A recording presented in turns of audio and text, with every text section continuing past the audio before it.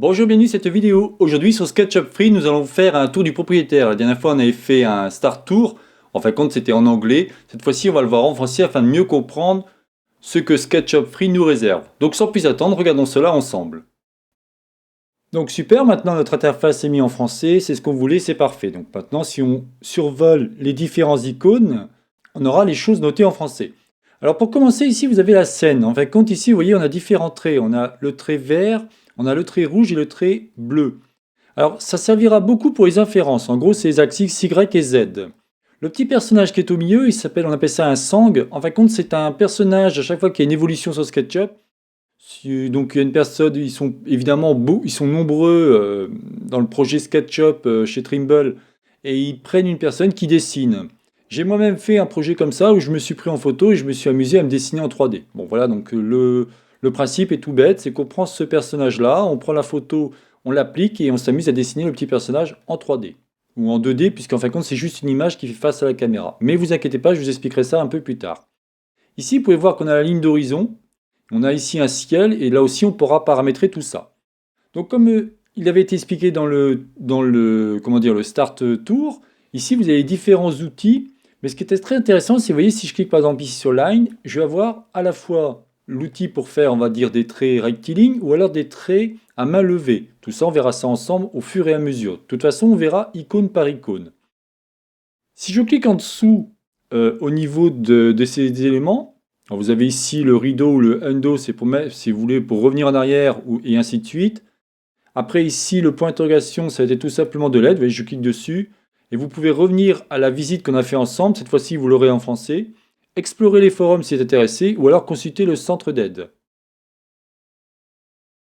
Ici, on l'a vu la dernière fois, c'était simplement pour pouvoir changer la langue, pas de problème. Maintenant, vous voyez, on a ici la mesure. Donc par exemple, si je vous prends, on va prendre, allez, rapidement un rectangle, on va faire ici quelque chose. Vous voyez ce qui se passe ici? On a donc les mesures. Le problème, c'est que mes mesures ici ne sont pas en centimètres. Cela, on fera ça ensemble dès qu'on attaquera le dessin. Je vous expliquerai comment mettre ça en centimètres pour éviter d'avoir des inches ou des pieds.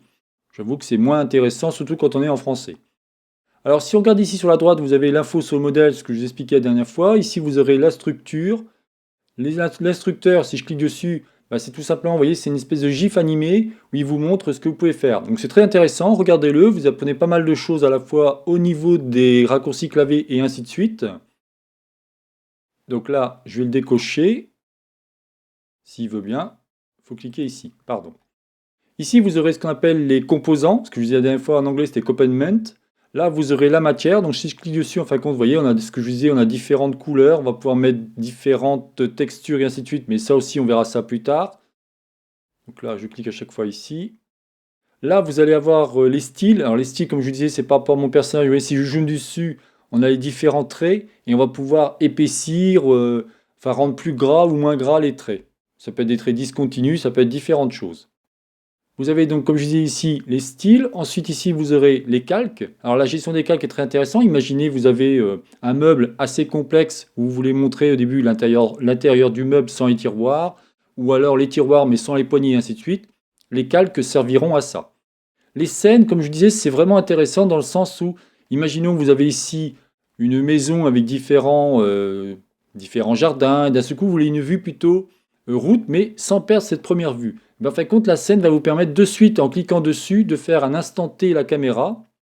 Vous pourrez même faire une petite animation qui vous permettra de faire une espèce de transition, on appelle ça, qui vous permettra d'avoir automatiquement différentes vues par rapport à votre scène. Donc ça peut être vraiment très intéressant. Alors ensuite, vous aurez différents modules un peu plus complexes, par exemple l'affichage. Là, vous aurez plein de choses qu'on verra ça ensemble, comment créer de l'ombre, des brouillards et ainsi de suite. La gestion des coupes, les guides, enfin vous verrez, il y a énormément de choses qu'on verra ça tranquillement ensemble. Le dernier, je crois que c'est l'info sur le modèle, c'est ça. Alors celui-ci, en fin de compte, va nous permettre de pouvoir modifier les différents paramètres. Vous voyez, par exemple ici, si on veut se mettre en centimètres, ben, on clique ici en centimètres et automatiquement ici, ma mesure sera en centimètres. Mais là aussi, on verra ça ensemble. Là, vous allez pouvoir modifier au niveau des textes, les interlignes. Enfin, il y a vraiment beaucoup de choses à voir. Il est assez complet, dois-je dire. Je verrai au fur et à mesure, quand je commencerai à dessiner avec, ce qu'on peut faire ensemble. Donc là, on a vu ça, très bien. Qu'est-ce qu'il nous reste? Il nous reste ici. En fin de compte, là, il me propose d'enregistrer. Il me propose ici, c'est ce qu'on appelait le module préférence, je crois. Donc si je clique ici, on va tomber directement sur un gros module, je pense. Et dedans, qu'est-ce qu'on a? Donc on a à propos d'eux, on va voir le compte, le nouveau modèle. Donc oui, parce qu'il faut savoir que vous allez pouvoir mettre votre modèle directement sur ce qu'on appelle le cloud, donc les nuages, hein. Tout simplement, vous avez droit à 10 Go. 10 Go, c'est tout à fait correct, hein. Moi, je vois mes modèles quand ils étaient vraiment très conséquents. Là, je vous montre par exemple une photo que j'avais fait une salle d'escalade. Il faisait 50 mégas. Et croyez-moi, il y avait beaucoup de textures. Donc c'est tout à fait honorable. 10 Go, on a de quoi faire avec. Là aussi, on verra ça ensemble. Le 3D Warehouse, c'est tout simplement la communauté qui permet de partager vos modèles. Je vous montrerai ça aussi dans une autre vidéo. Comme je vous dis, je fais des courts vidéos. Alors ça va être un peu plus long parce qu'il y a pas mal de choses à montrer. Donc ici, normalement, bah, là, on n'a pas de titre pour l'instant, on le fera plus tard. Ici, vous allez pouvoir faire leur opération, c'est-à-dire vous allez pouvoir ouvrir un fichier, l'enregistrer sous, insérer, donc ça va être sûrement une image, exporter, c'est-à-dire vous allez pouvoir exporter votre fichier, on va dire 3D, en une image, par exemple. STL, c'est tout simplement, si vous voulez, tout ce qui concerne l'impression en 3D. Ensuite, vous voyez, on va dire qu'on a... Alors là, il y a des verrous, ça sous-entend simplement que bah, vous ne pouvez pas.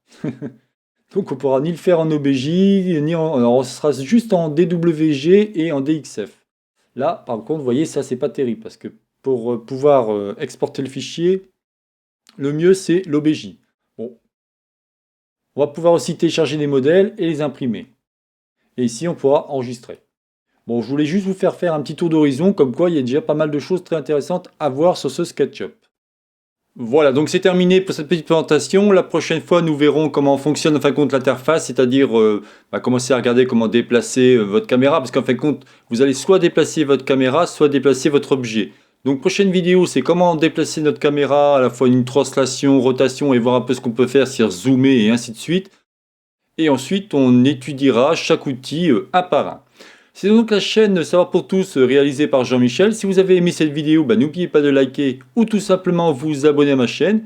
N'oubliez pas non plus de cliquer si vous vous abonnez à ma chaîne sur la petite clochette qui vous permettra d'avoir les notifications, car j'en fais très souvent une le mercredi à 18 h, mais je fais aussi le week-end d'autres vidéos. Voilà, écoutez, je vous souhaite une bonne journée et à la prochaine vidéo. Bye bye.